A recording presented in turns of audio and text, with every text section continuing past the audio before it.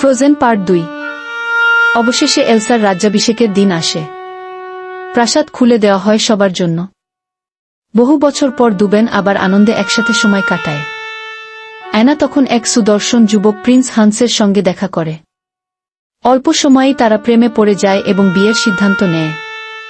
কিন্তু এলসা সেই সিদ্ধান্তে রেগে যায়। সে বলে, তুমি ওকে চেনোই না।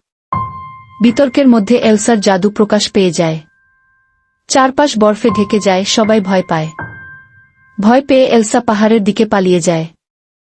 পথে তার চোখের জল জমে বরফ হয়ে পড়ে।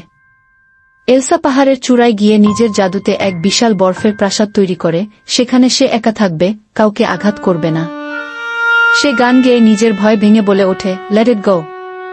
কিন্তু তার অজান্তে পুরো আন্ডেল রাজ্য জমে যায় বরফে। অ্যানা ঠিক করে দিদিকে ফিরিয়ে আনবে। পথে সে এক পাহাড়ি লোক ক্রিস্টফ এবং তার হরিণ স্ভেনের সাথে দেখা করে। ক্রিস্টফ একান্ত কিন্তু সৎ ও সাহসী। তারা একসাথে যাত্রা শুরু করে বরফ থাকা পথে।